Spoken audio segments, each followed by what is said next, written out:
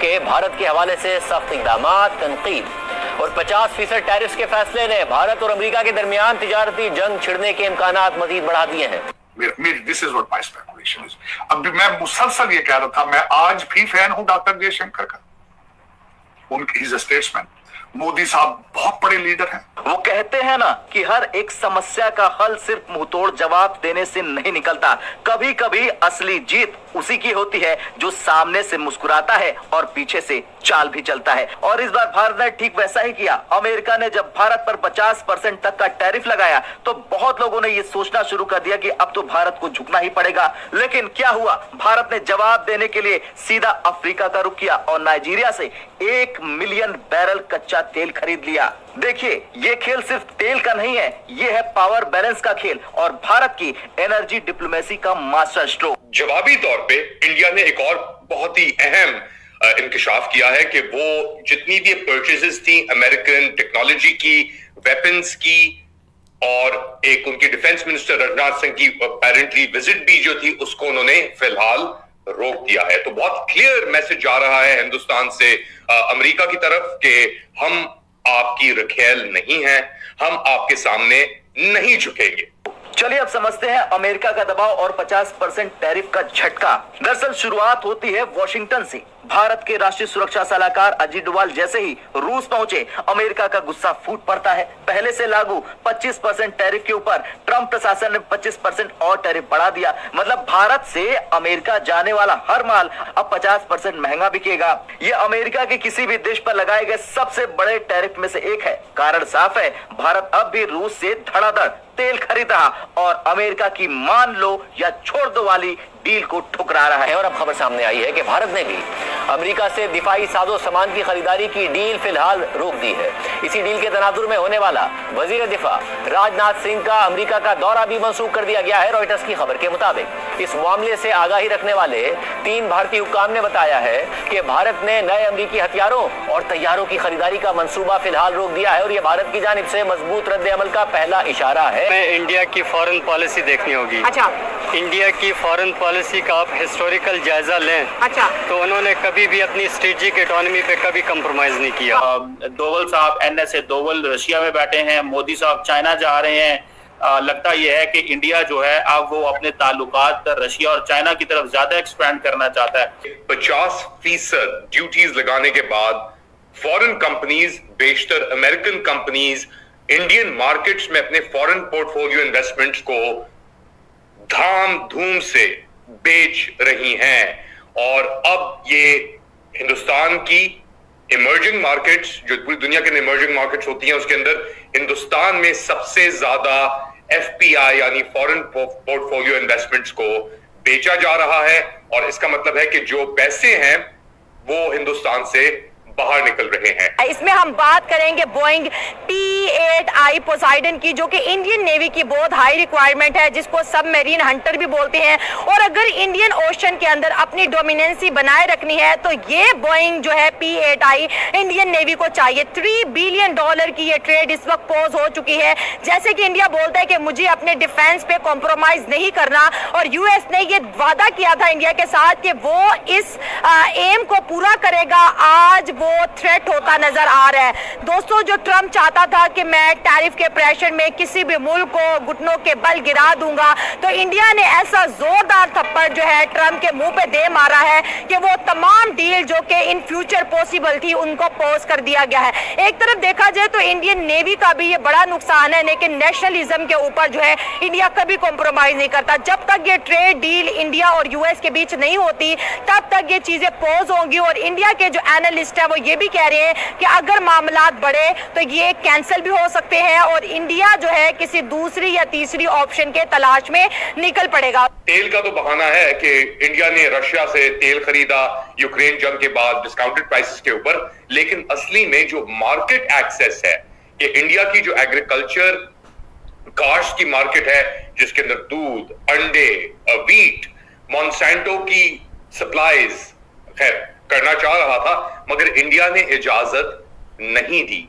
लेकिन $9.8 बिलियन की दवाइयां हैं जो एक्सपोर्ट होती है एक साल में। डायमंड है, स्टील है, और उसके बाद आपकी डेयरी प्रोडक्ट्स हैं, आपकी गंदम है, और कई चीजें हैं। बड़ी बात है वैसे, क्योंकि नरेंद्र मोदी और जयशंकर ने कई साल लगाए थे इस रिलेशनशिप को बिल्ड करने के लिए, और इन दोनों मुल्क हिंदुस्तान और अमेरिका के दरमियान एक स्ट्रेटेजिक कोऑपरेशन को बिल्ड करने के लिए। ना सिर्फ इन दोनों ने, इन्होंने कंटिन्यूएशन की थी मनमोहन सिंह का जो स्ट्रेटेजिक इनिशिएटिव था ओबामा के साथ मिलकर, जहां पे अमेरिका ने सिविल न्यूक्लियर टेक्नोलॉजी ट्रांसफर भी इंडिया को करने के ऊपर रजामंदी एक मुआहिदा किया था, और उसके बाद इन दोनों ममालिक के दरमियान एक स्ट्रेटेजिक रिलेशनशिप डेवलप हुई। अभी बहुत लोग कहते हैं कि यार रिलेशनशिप इतनी डीप है, इतनी गहरी है, और इंडिया इतनी बड़ी मार्केट है अमेरिकन कंपनीज के लिए कि ये एक वक्ती इम्पास होगा, मगर मेरा ये ख्याल नहीं है, क्योंकि हिंदुस्तान जानता है कि वो किसी भी एक मुल्क के ऊपर खुलकर एतमाद नहीं कर सकता। स्टॉक ब्रोकिंग के मुताबिक इंडिया की एफपीआई यानी फॉरेन पोर्टफोलियो इन्वेस्टमेंट आउटफ्लोज 10.3 अरब डॉलर तक पहुंच गई थी जुलाई के आखिर में, और ये आखिरी 13 ट्रेडिंग सेशंस जो थे इसके अंदर ग्लोबल फंड्स ऑफलोडेड तकरीबन 40,000 करोड़ हिंदुस्तानी रुपए, अकॉर्डिंग टू ये जो रिसर्च सामने रखी है एंटीक स्टॉक ब्रोकिंग ने। और इसके बाद जो बात हो रही है वो ये है कि ट्रंप की जो पॉलिसीज थी, उनकी टैरिफ पॉलिसीज थी, उसके बाद इंडिया के ऊपर इतना प्रेशर डाला जा रहा है कि फॉरेन इन्वेस्टमेंट भी निकलेगी, ये सब कुछ होगा, मगर इंडिया बच नहीं कर रहा। नरेंद्र मोदी बिल्कुल पीछे हटने के लिए फिलहाल तैयार नहीं है। क्यों?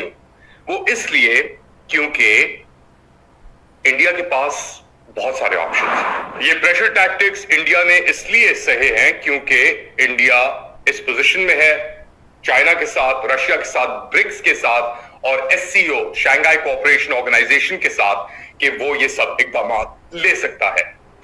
बात ये करने वाला हूं, जो डोनाल्ड ट्रंप हिंदुस्तान पर जो प्रेशर जो डालने चाह रहा था, लेकिन उसका प्रेशर काम नहीं आया दोस्तों। हिंदुस्तान झुका नहीं और हिंदुस्तान ने जवाब दे दिया दोस्तों। जिस तरह अभी जो खबरें आ रही है, जिस तरह अभी हिंदुस्तान ने जो डील किया है, मतलब नाइजीरिया के साथ मतलब कच्चा तेल खरीदने के लिए दोस्तों 1 मिलियन बैरल दोस्तों, 1 मिलियन बैरल जो अभी हिंदुस्तान कच्चा तेल खरीदेगा नाइजीरिया से दोस्तों, ये पावर को बैलेंस करने के लिए दोस्तों। जिस तरह ये हिंदुस्तान का डिप्लोमेटिक मतलब जो ये पावर जो बैलेंस कर रहा है, मतलब अभी देखिए